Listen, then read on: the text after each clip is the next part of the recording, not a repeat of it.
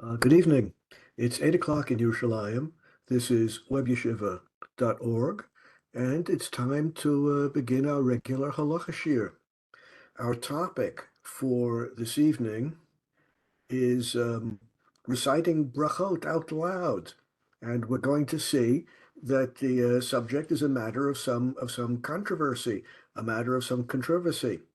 Um, Before we start looking at the sources, let me point out that if you want to ask a question during the class, feel free to type your question on chat.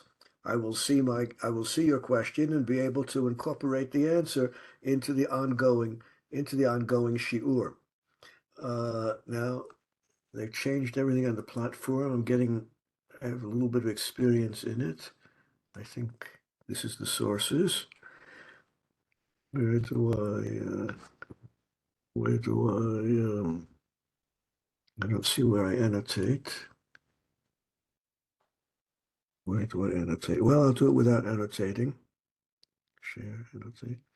No, annotate. Extra. Who knows where I annotate? Lo chashuv. Let's begin looking at the sources and let them speak for themselves. We begin with a passage in the Mishnah Brura.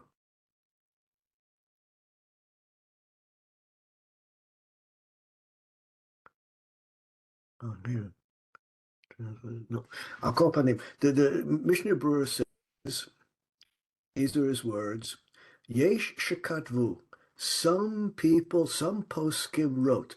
Now, if the Mishnah Brura introduces the idea with the words Yesh shekatvu, some people wrote, or in other contexts, he might use the words Yesh she'amru, some people say. Well, you know right away that he doesn't have a firm commitment to what he's about to say. He's saying there is such an opinion out there. If it were an opinion that he embraced, and if it were his psak, his decision, he wouldn't begin with the qualifying terminology, some people wrote, or in other contexts, some people said. Yesh shekadvu, some people wrote, detov, that it is good. Oh, this is another technical expression. If the Mishnah Brura says something is good, that's not at all the same as saying it is obligatory. The following that he's going to explain is an opinion out there. And according to this opinion, which is out there, and it's not an opinion which I absolutely embrace, but according to this opinion, it's not actually obligatory, but it is tov, it is good, it is advisable, it is praiseworthy, le'olam levarech b'kol ram, to always recite blessings, brachot, out loud. Why do these people think that that's a good idea, an advisable idea, not quite obligatory? Ki kol me'orer hakavana, because your voice will stimulate kavana. Oh, here's annotate. I got it.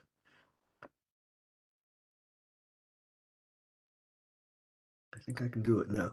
Um, uh, uh, Your voice saying the bracha out loud will stimulate your kavana. You'll have better kavana, better intention by saying it out loud. Now, you don't need me to tell you that everyone is different.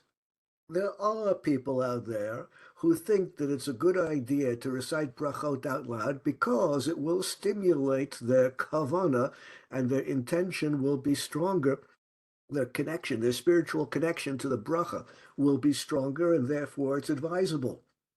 Apparently, there are other people out there who don't find that to be true. There are people out there who find it saying brachot out loud is distracting for them. It's not going to improve their kavana. It's going to distract them from kavana. But for some people, it's advisable.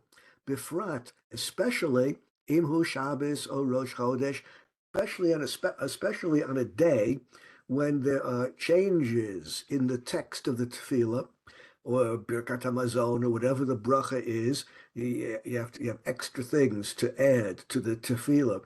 So Birkat Hamazon, whatever the bracha is on special days, it's especially good. Lo yishkach, so you shouldn't forget. Al yedei zeh lahazkir me'ein ha'ma'orah. Well, if you say it out loud, some people find that that will help you remember to add or to make the appropriate change in the tefillah, in the brachas. Okay, that's the Mishnah Brura. That's a half-hearted, not very strong recommendation of the practice of reciting brachot out loud. If you find that it's a good idea, it's going to help you remember the proper changes in the text, go for it. If it's going to increase your kavanah, your spiritual attachment to the bracha, go for it. Is it obligatory? Well, Rabbinic Hebrew has a very rich vocabulary for things which are obligatory. Chayav, tzarich, muchrach, the list goes on and on. No terminology of obligation is being used here. Let's go one step further. The Gemara says, in the name of Rav Yossi is quoted in the Gemara, Gadol ha'oneh amen yoter min ha'mivarech. Someone who says amen to a bracha is greater than the person who recited the bracha. Oh, there's merit in reciting a bracha. Of course there's schar. Of course there's reward. Of course there's benefit. Of course reciting a bracha is meritorious. But answering amen to someone's bracha is even greater. Well, the the Rashi, it's not really Rashi in Maseches Nedarim, which I'm about to quote from the Perush of Rashi in Maseches Nedarim. Well, it wasn't really written by Rashi. Like most people say, this is Rashi, but it really wasn't. Historians know that it wasn't really Rashi who wrote the commentary on Nedarim. But this does not detract from the weightiness of the commentary. Why is saying Amen of greater value than reciting the bracha itself? You have two people. One says the bracha, the second person says Amen. Why is the second person who said Amen on a higher spiritual level than the one who actually recited the bracha? Here's the explanation. B'milchama techila nilchamim achalashim. It's part of military strategy, at least it was in those days, part of military strategy that at the beginning of the battle, you send out your weaker soldiers. Send out the weaker cannon fodder. You send out your weaker soldiers at the beginning of the battle. Achakach giborim ba'im v'notzchim. But then, only in the course of the battle do you send out your stronger soldiers, and it's then the stronger soldiers who win. So battles, military battles, can be divided into two stages. The initial stage, where it's the cannon fodder, the weak soldiers, at least in those days, that were sent to confront the enemy, and then the stronger soldiers who would prevail, they came later. Af bebracha, it's the same thing with bracha. The one who says amen is the second participant in the enterprise. The one who says amen is the one who's going to be victorious in the spiritual enterprise of reciting a bracha. The second participant in the enterprise, the one who says amen, that's the one who is going to be victorious. Therefore,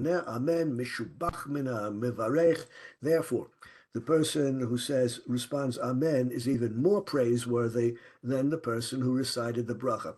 Now, if you think about it for a moment, you realize that in order for this entire enterprise to work, in order for someone to respond amen, in order for someone to get that great merit and great reward of saying amen, in order for that person to be on an even higher spiritual level than the person who made the bracha, you get to say the bracha out loud.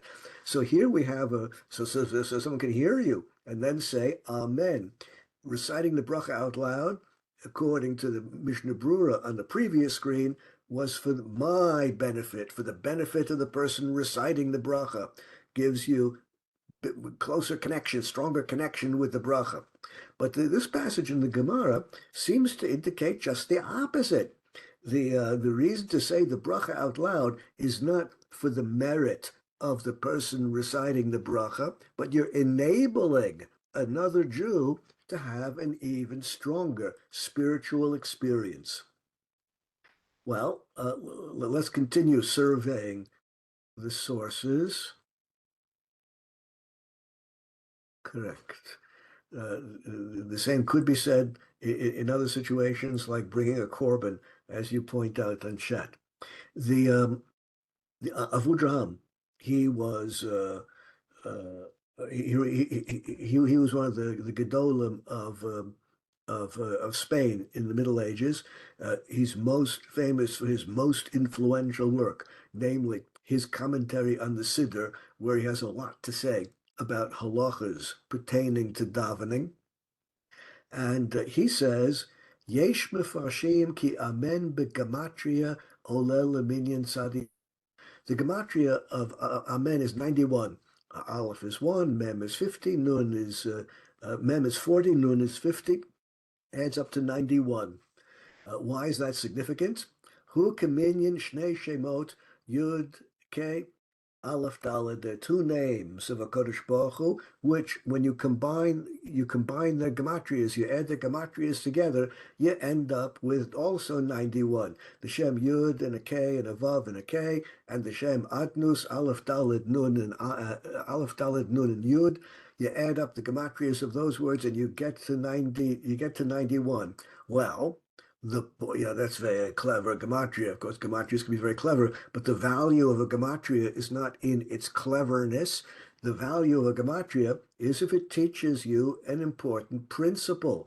And the principle which the Avudraham is teaching us is that someone who makes who recites a bracha is not actually using the Shem Mefurash, is not actually saying God's most holy name. Instead, you say Adnus Baruch Atah, and not you don't pronounce the Yud K Vav K in the proper way because we're not allowed to do that. You say Baruch Atah Ado using a kinui, using a different name of God.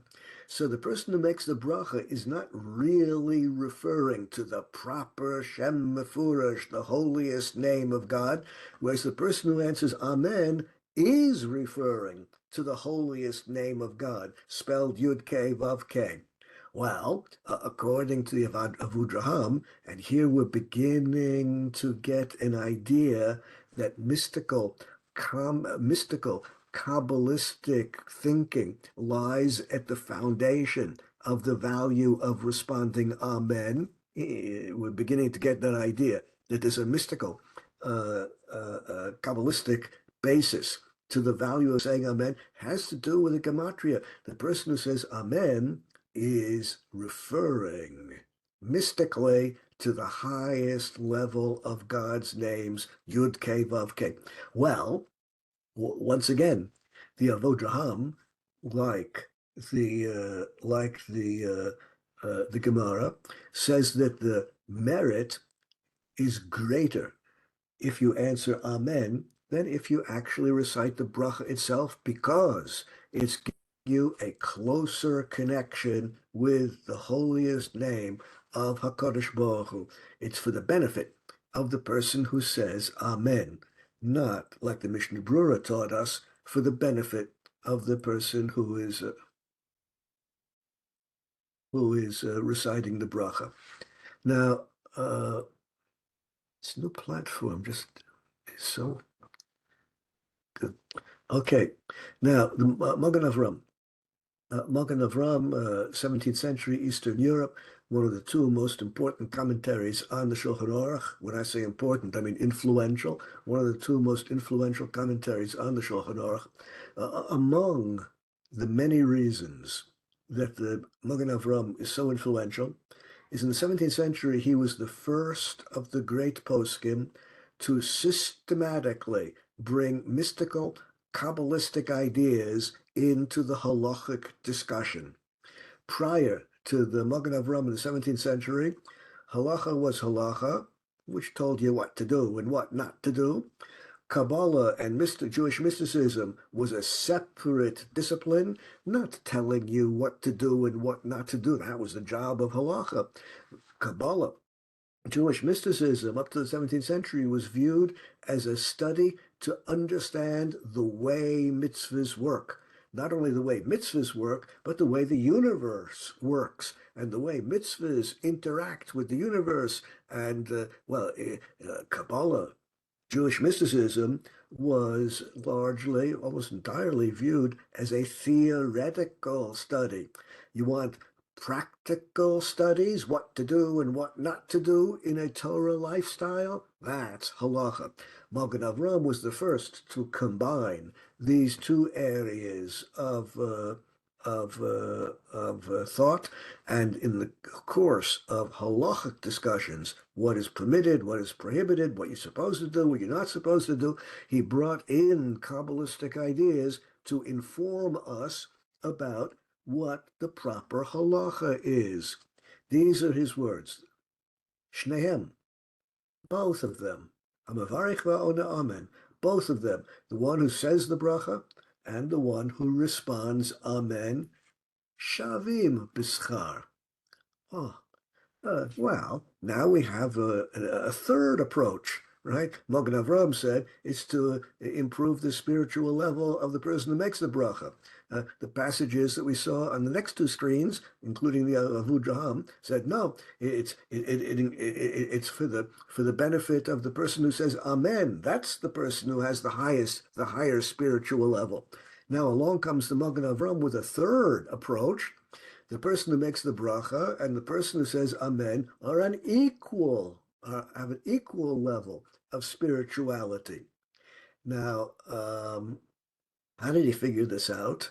The Magen Avram just says this without bringing any proof.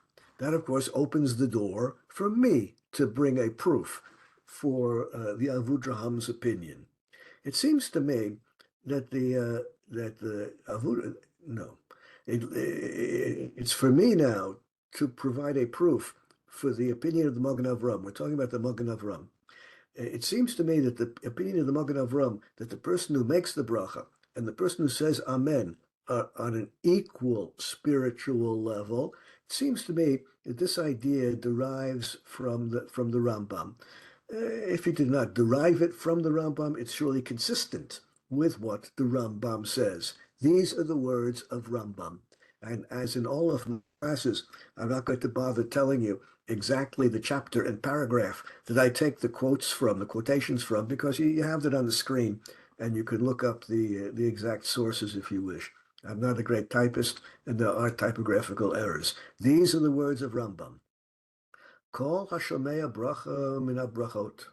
Anyone who hears a bracha, any bracha at all, mitchilata v'ad sofa. You hear the bracha from beginning to end. V'niskaven latzet ba, and you have in mind to fulfill your obligation by listening to the other person recite the bracha. Someone makes kiddush Friday night. Someone makes the bracha on blowing the shofar on Rosh Hashanah, and you listen to the bracha beginning to end, and you have in mind that you're fulfilling your obligation of kiddush. You have in mind that you're fulfilling your obligation to hear the bracha on the shofar by listening to someone else say the bracha. Well, you do indeed fulfill your obligation. Of course, you're supposed to answer Amen, but even if for some reason you failed to answer Amen, you still have fulfilled your obligation. After someone makes Kiddush, you're supposed to say Amen. If for some reason you omitted it, you had a coughing fit or for some reason, whatever it is, you failed to say Amen, you still fulfilled the obligation of Kiddush. Then the Rambam goes on and says, these are still the words of Rambam, Kol ha'oneh amen achar mevarech, says amen after the bracha, harei ze kim mevarech. The person who says Amen is like the one who said the bracha. The person who says Amen is just like the person who said the bracha. Well, just like means of equal status. This is a good.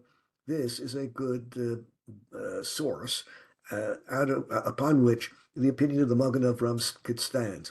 In any event, we have up till now three approaches. The purpose of saying out loud is for the benefit of the person making the bracha, if you find that it improves your kavanah. Second opinion is that the reason to say the bracha out loud is to give greater merit so that someone can say Amen. And now we have the Magen Avraham, according to whom the person who says the bracha and the person who says Amen, the person who hears the bracha, even if you fail to say Amen, you're supposed to say Amen, but even if you, for some reason you omitted saying Amen, you still get the value. Okay, let's continue surveying the opinions. The Lavush. Rav Mordechai Yaffa was his name, late 17th century Poland. He was the principal disciple of the Ramah, Rav Moshe Isserles, who gave us the Ashkenaz notes on the Shulchan Aruch. And therefore, when one is looking for clarity and a depth of understanding of the words of the Ramah, the words of Rav Moshe Isserles in his Ashkenaz notes on the Shulchan Aruch, the first place to look is in the Lahush, the writings of his great disciple. Let's see what Rav Mordechai Yaffa in the Lavush has to say.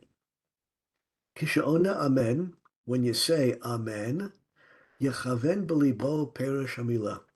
When you say Amen, you should mean what you say. Well, I suppose you should always mean what you say, but in spiritual activities, all the more so, you should mean what you say. And what is the meaning of the word Amen? What does the word Amen mean? Oh, the meaning of this word, Amen, is Emet hi habracha sheberet hamivarech. What the person who made the bracha just said is true. The bracha is true. God brings forth bread from the earth. Amotzi lechem min haaretz. The bracha of Kiddush and Friday night, whatever the bracha is, Kadosh Baruch Hu commanded us to blow the shofar on Rosh Hashanah, saying Amen. You are agreeing. You are concurring. You're saying yes. That is true. God did command us to blow the shofar on Rosh Hashanah. Yes, God did bring forth bread from the earth. Yes, the story of creation of the world and the story of the Exodus from Egypt as delineated in Kiddush on Friday night, it's all true. That's the meaning of the word Amen. Ani ma'amin bazeh. When you say Amen, you're saying, I too believe in the content of the bracha. Ki amen ha'amanat varim. The word amen is of the same root. The word amen is the root of the word emuna, belief. I believe, I too believe what the person said when he made the bracha. Harehu machziku mikayem kol ma she'amar shatz. Every time you say bracha, every time you say amen, after the shliach tzibur, after the chazan completes a bracha, every time you say amen after anyone who recites a bracha, you are expressing your agreement. Lachein gadol ha'one amen, the greatness of amen is your expression of belief, your expression of faith, your statement that you agree with the spiritual content of the bracha. That's why it's so great. Now we're already into the fifth screen, and now for the first time, the Lavush is concerned with the meaning of the word. Up till this point, the meaning of the word was relatively irrelevant. Let's go one step further. The Mabit. Mabit was, back in the days when Rabbi Yosef Karo and the Arizal were in Tzfat, back in the golden age of Tzfat, in in the early 17th century. The Mabit was one of the great rabbis there. He writes as follows: Ra'iti b'nei aliyah. I've seen Jews who are on a very high spiritual level. There he was in Tzfat, davening in the same synagogues where the Arizal was, and the Beit Yosef, and all the other Gedolim of Tzfat. I've seen these great spiritual masters, Anshe Maisa, these great rabbis who perform the mitzvahs of the Torah so perfectly. Chachma, I've seen these great rabbis who are so full of wisdom. Here in mitzvahs, mili de avos. And I see that these great rabbis are so careful in everything touching upon brachot, upon blessings. Rotzim lahashlim mea brachot. These great rabbis want to make sure they recite 100 blessings, at least 100 blessings every day, and they want to make sure they complete the number of 100 brachot every morning before sunrise. They got up before sunrise to join the sunrise minyan. Of course, back in those days, the great rabbis all davened, not only great rabbis, back in those days, just about everyone davened at sunrise. You have to get up before sunrise in order to daven with the sunrise minyan at Hanetz Achama, at the sparking of the sun. That's when the first spark of the disk of the sun appears over the horizon.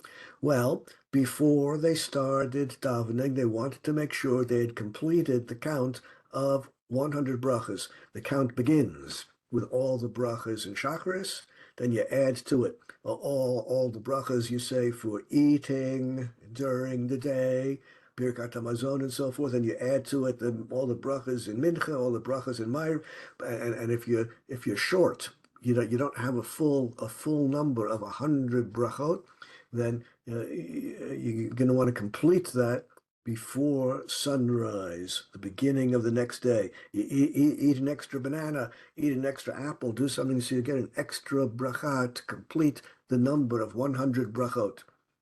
The reason for 100 is because there are 100 adanim. The adanim were the bases of the krashim, of the boards in the Mishkan. In the Mishkan, on the way from Egypt to Eretz Yisrael, the Mishkan was built out of boards, and each board had a base to it. There were 100 of those bases, and since the bracha is the basis of spiritual life, you want to have 100 of them, just like there were 100 bases for the krashim in the Mishkan. So, in any event, the rabbis wanted to make sure they had 100 a day. The kevan, to go Amen Yotem and Mavarech, since saying Amen is of such great spiritual value, even greater than saying the bracha itself, this is what they did every day. They would gather together in the morning after the penitential prayers, before Shacharis, before sunrise. They would gather together, and one of them would pronounce the bracha, Hanosein l'sechvi bina, lavchin ben yom v'in laila, pokeach ivrim, zokef, all the brachas of the morning sequence. Someone would recite the brachas one after another out loud, and everyone would answer Amen. Then the second person would recite all of the brachas, and they would answer Amen. They went down the line. Everyone in the synagogue would recite the brachas of the morning brachas out loud, the whole sequence of brachas, and everyone would answer Amen. And then since you get credit not only for the bracha, but also for the Amen. Every bracha counts towards the 100. Every Amen counts towards the 100. Well, you're going to get a large number of Amens in this, and you'll complete you complete the count of 100 brachas, and that's what they all did. He continues and says, "Nira li shekevan shehem pturim min hadavar, ein ra'ui lehem lasot." It seems to me the Mabit says that this was wrong. The great rabbis were wrong. They should not have been doing that. Here, one of the leading rabbis of Tzfat has put himself in controversy with the other great rabbis of Tzfat back in the golden days. Now, why does he say it's wrong to do this, to go down the line and have everyone recite the brachas one at a time so everyone else can answer Amen? Why? Because they are patur, there's no obligation to do this.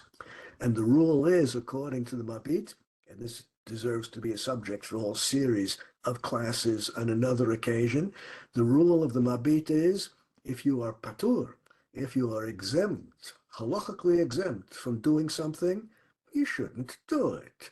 You should spend your spiritual energy, you should spend your spiritual life engaged in activities that you are required to do.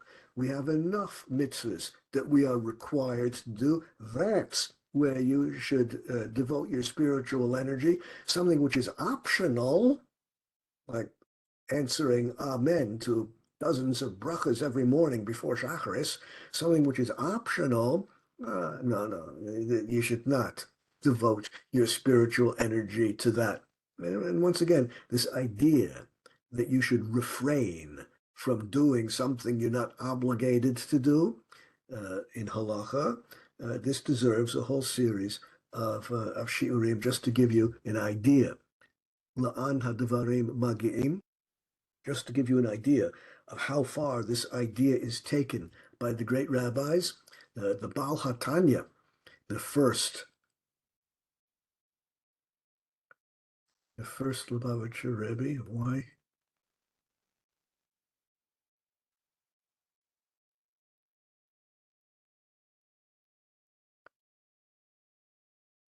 I got it. Okay.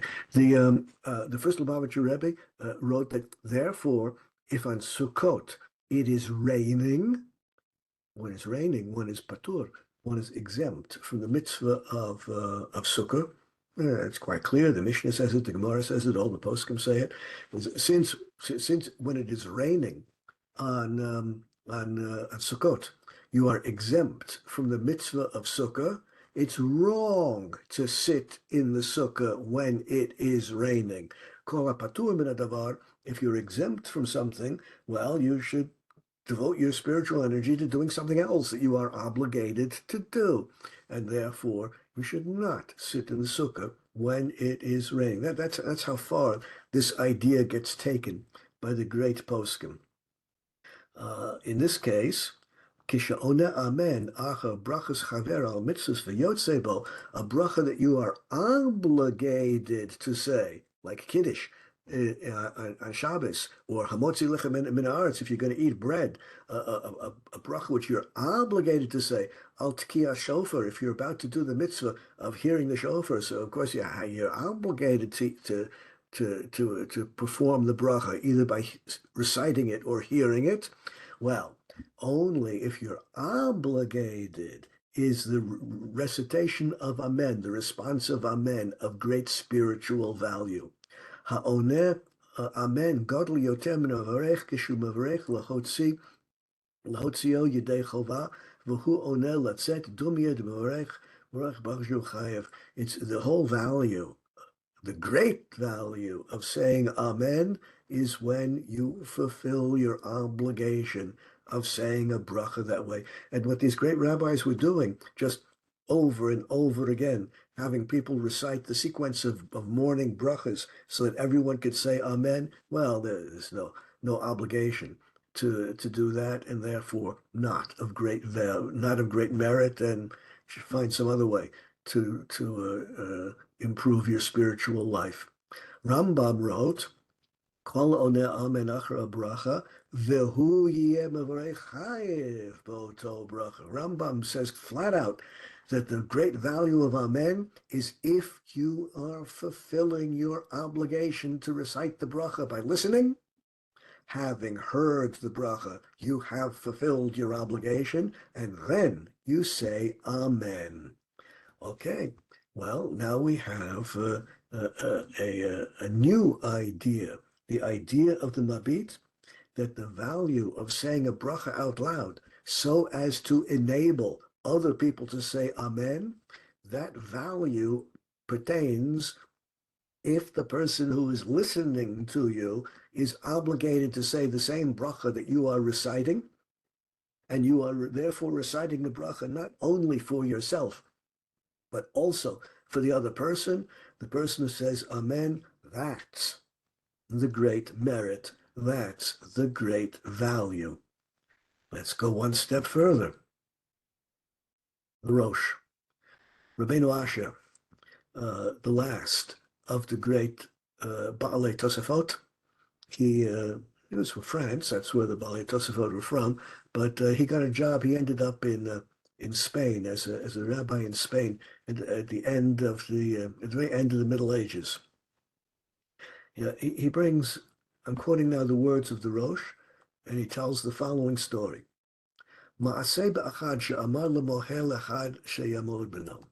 Someone had a baby boy. Baby boy was born, and he contacted a mohel and said, "In so yeah, next Tuesday is going to be whatever the date is going to be the bris milah. Please come and perform the bris milah on my son." Well, here we see a mohel was engaged to perform the bris milah, but what happened? Kadama Malo. Someone else jumped the gun and performed the milah before that mohel could arrive. You know how it works. The bris milah is supposed to be at 9 o'clock in the morning or whatever it is. If you show up at 9 o'clock in the morning, you're the first person to arrive. No one comes until 9:30. The first mohel who was engaged to perform the deed, he said, they told me it's going to be at 9 o'clock, so I'm going to come at 10 o'clock, so I won't waste a lot of time. Meanwhile, at 9:30, someone else was a qualified mohel was there and just jumped the gun and did it. Tava Rishon, the first mohel who was engaged and didn't get the job because he arrived too late, apparently. Amar lo Ha'av, the first one who was contacted and engaged by the father, made sued the second mohel for 10 gold pieces. The first mohel said, I had that job, and you stole that job away from me. And the first mohel sued the second mohel for 10 pieces of gold, 10 gold coins. Well, the case came before Rabbeinu Tam, the Rosh, was not a biological descendant, but he was an intellectual descendant of Rabbeinu Tam. Rabbeinu Tam was the founder of the Beit Midrash of the Baalei Tosafot in the 12th century. The Rosh was the last of the great rabbis of the Baalei Tosafot at the end of the Middle Ages, and he quotes the story of Rabbeinu Tam. Rabbeinu Tam was the dayan, he was the judge in the court in which this suit was brought. Amar Babakam, it says in the Gemara, Kol mida delespe chisron, any situation where there's no financial loss involved, no out-of-pocket loss, we do not hear legal suits. Rabbinic courts nowadays do not hear suits, do not hear about legal claims unless there's some financial loss involved. And in this particular case, there was no financial loss. After all, the first mohel was not going to be paid. He was doing it just for the spiritual reward, and he's suing the second one because he felt cheated out of the spiritual reward of performing the milah. There's no out-of-pocket loss here, and therefore Rabbeinu Tam refused to hear the case. Even if the first mohel would seize the 10 gold pieces from the second mohel, he'd be forced to return it. Kevan shaya sham b'shah mila v'ana amen, gadol ha'ona amen yoter min ha'mavarech. Furthermore, the second mohel arrived at the bris milah exactly as the first mohel was performing the event, and the first mohel could at least answer amen because he heard the bracha of the mohel. The im lo ana amen, Ihu afsed nafshi, if he refrained from answering Amen because he was so mad that he got cheated out of the job, well, he caused his own spiritual loss. Well, we see from this story that the Rosh tells about the days of Rabbeinu Tam, we see that if the first Mohel arrived just as the second Mohel was reciting the bracha, and if the first Mohel said Amen, he would get the great spiritual reward of the bracha. According to the Rosh, following the story of Rabbeinu Tam, the great value of answering Amen pertains not only when you are being Yotzei Yedei Chovah, you are obligated to say that bracha also. It even pertains when you're just hearing someone else say any bracha. The Mishnah Brura takes from this the following conclusion. Tzarich larutz liyot hamizamen lebikat hamazon. Given a choice, if you have an opportunity, you should grab the opportunity to be the mizamen, the person who leads Birkat Hamazon. You should be the one who says, Rabotai Nivarech, or if it's a group of women, Gevirotai Nivarech. Well, that too deserves a separate series of shiurim, but women leading Birkat Hamazon. That's a machlokas we should deal with in another context, another series of shiurim. Indeed, all of the great poskim are in agreement that it is permissible, it is acceptable for women to lead Birkat Hamazon. All the great poskim agree to that with one exception.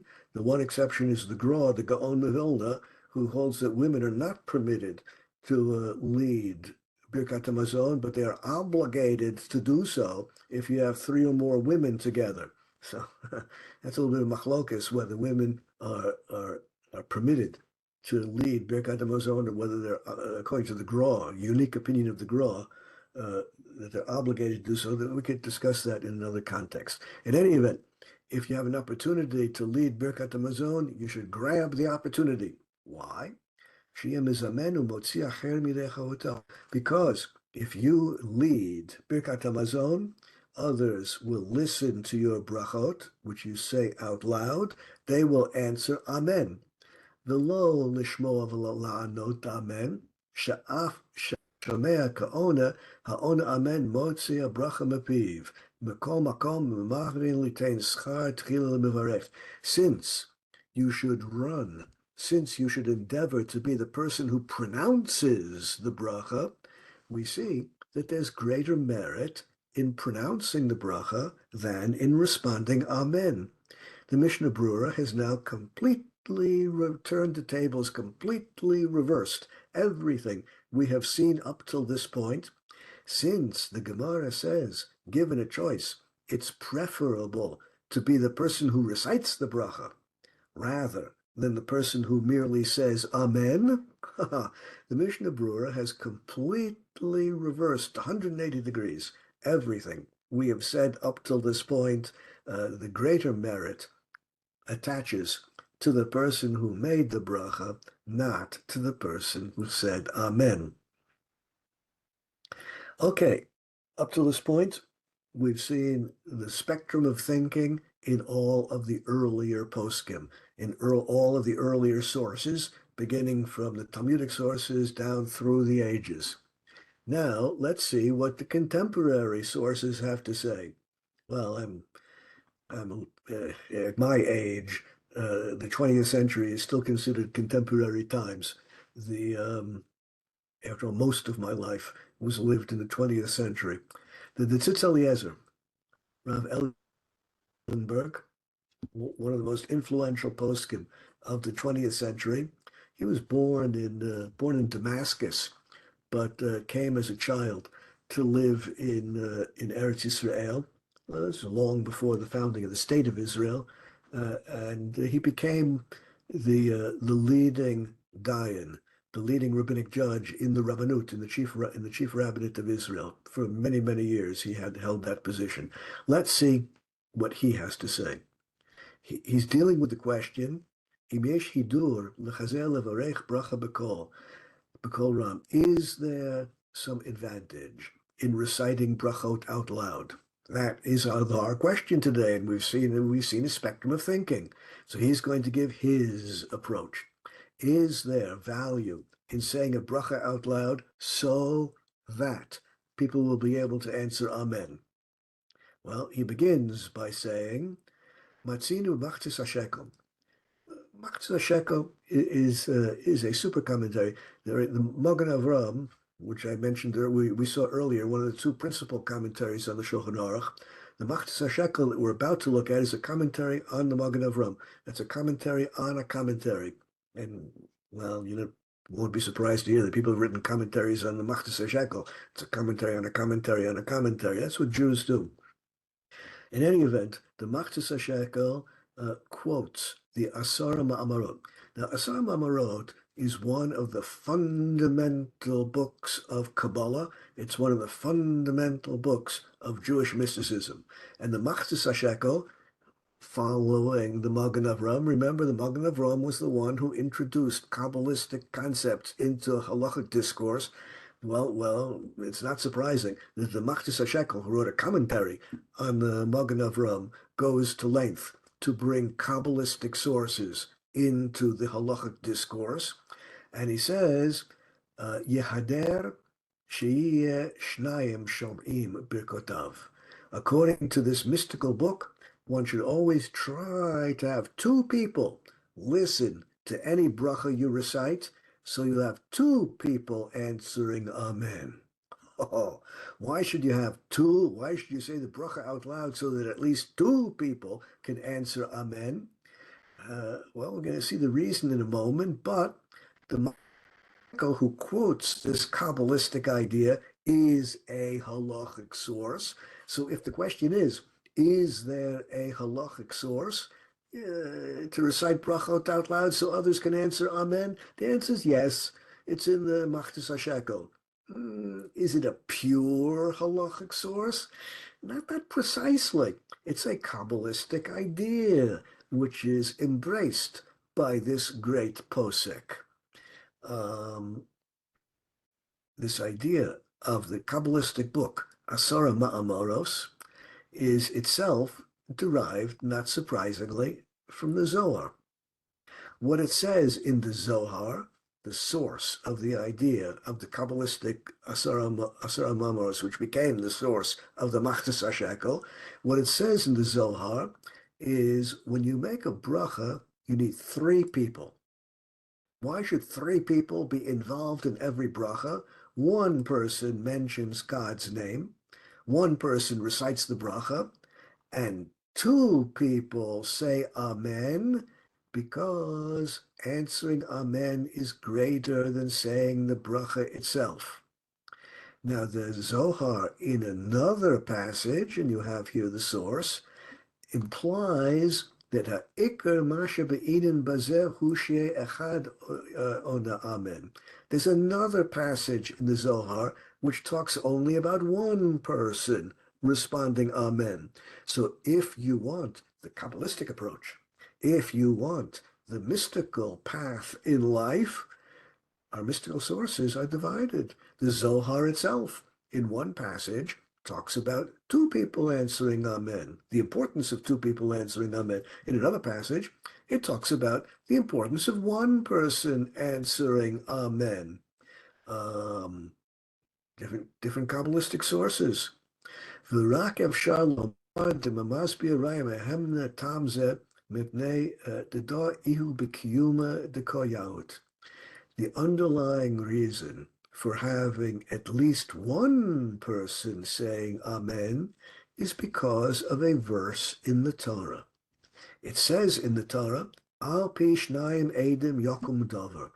It says in the Torah that if you want to prove a fact in a rabbinic court, you need two witnesses. Everyone knows that. It says, Al pi shnayim edim yakum davar.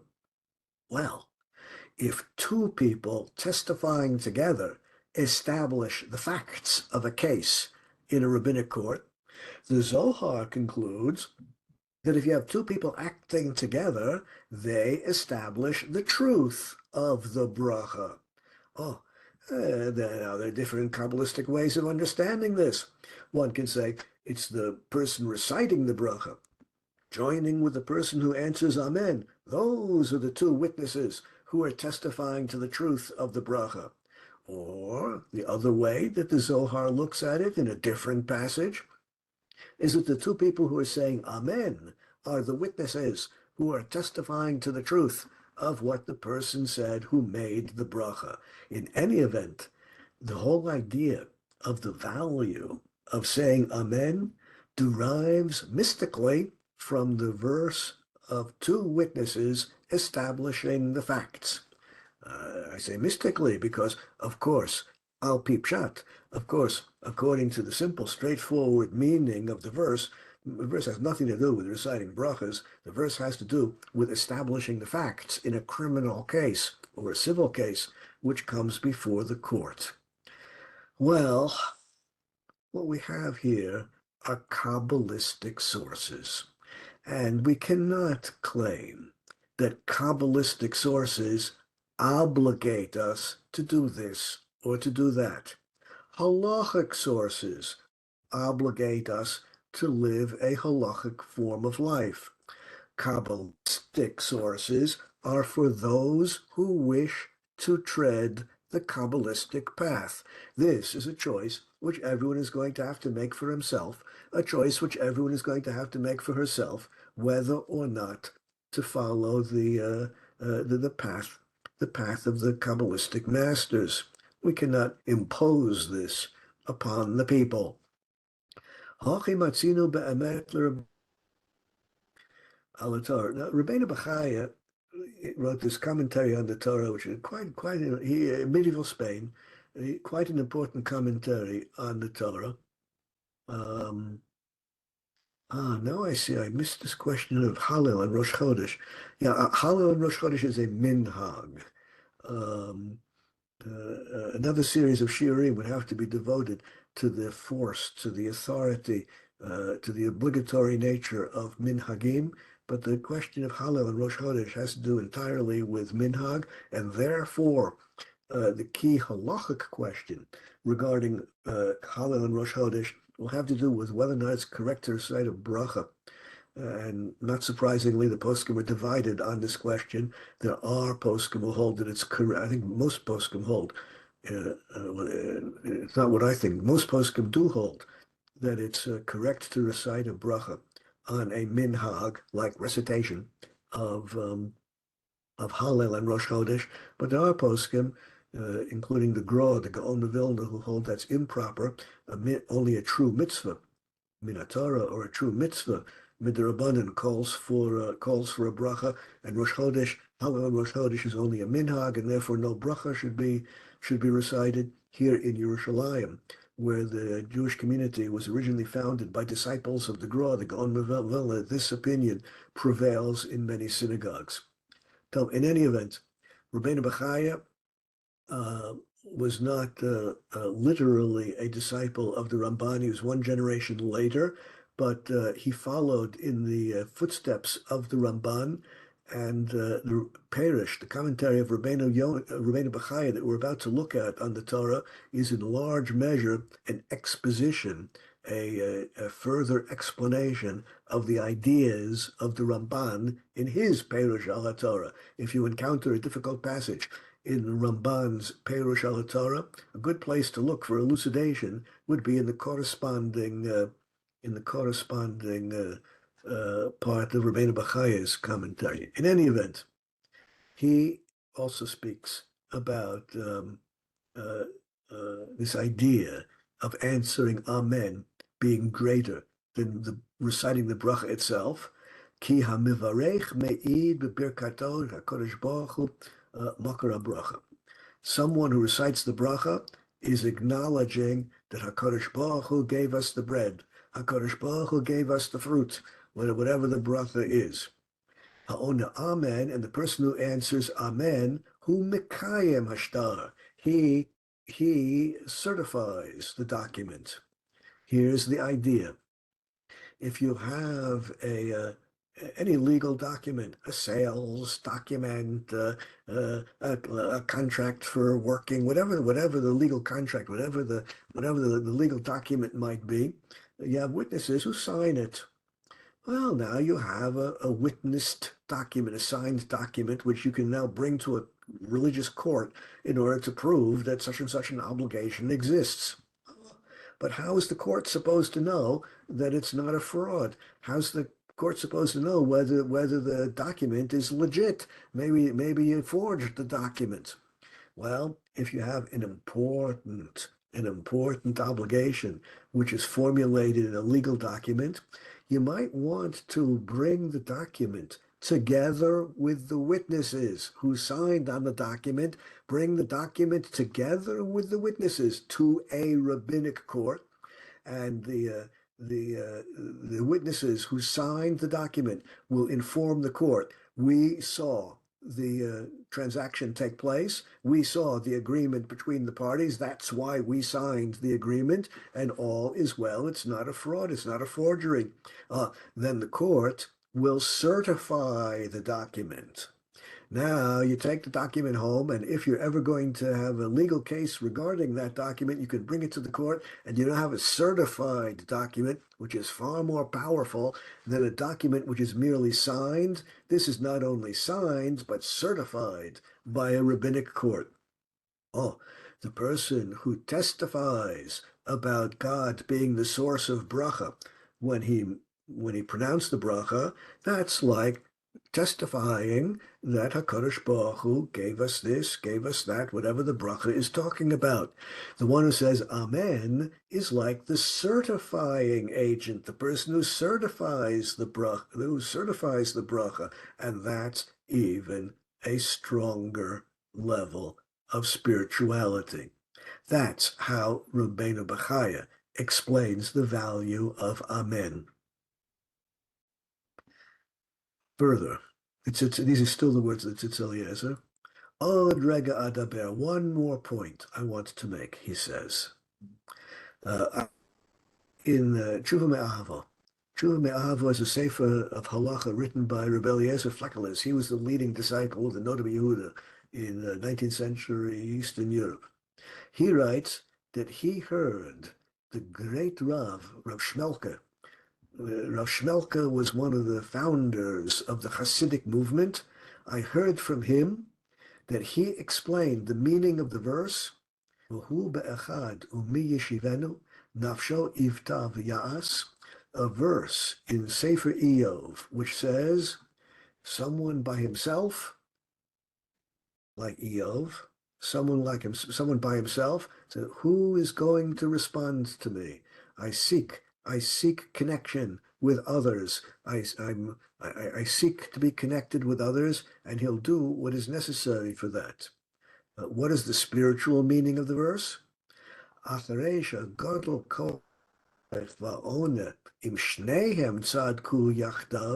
Since the power of two people together testifying to the content of the bracha, the person reciting it and the person saying Amen, since that is of such a high spiritual value,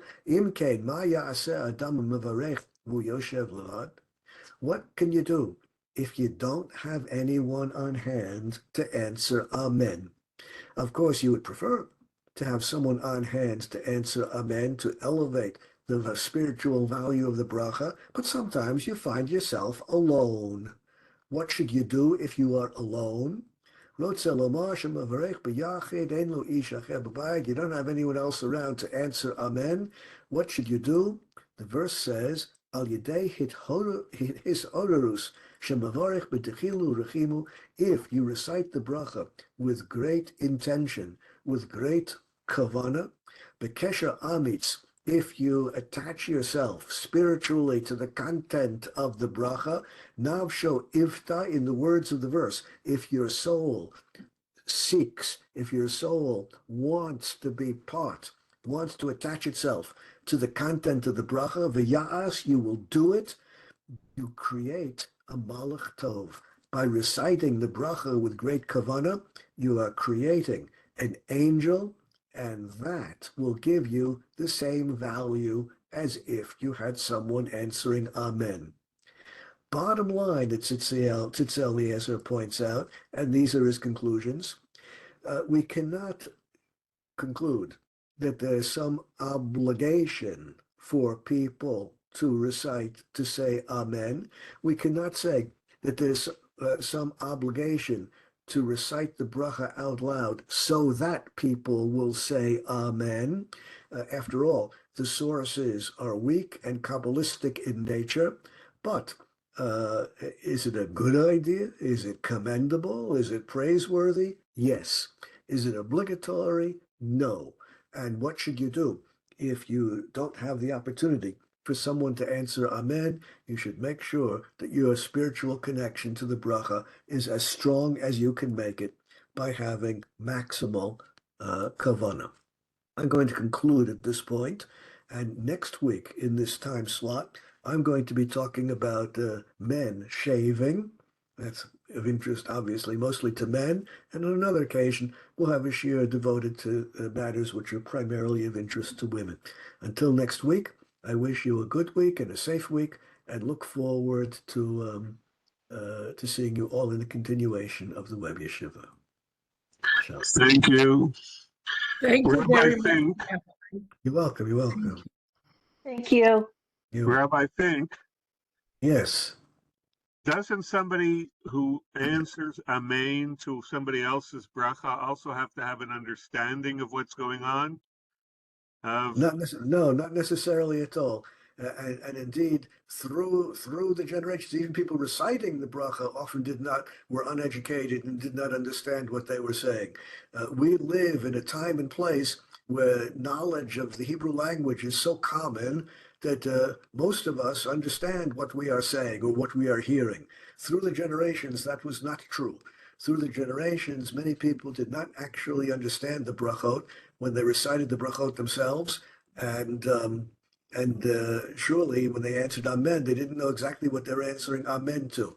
But in another shiur in this series, I'm going to be devoting attention to the question of learning Torah without understanding what it is you learn, mindlessly reciting the words. Everything I'm going to say about mindlessly reciting the words of Torah without understanding and the value that's inherent in that can be applied in brachas as well. Okay, so then you're not supposed to make your tefillot kaved, or because you're supposed to have kavanah, but your answering to brachot can be reflexive. That every time you hear a Baruch Atah, you can answer Amen at the end of it and as reflexively, and that's still Absolutely. okay. Absolutely. Okay, thank you. Okay, be well. Shalom. Rabbi Fink, I heard yesterday in a shiur that Yes, Moshe.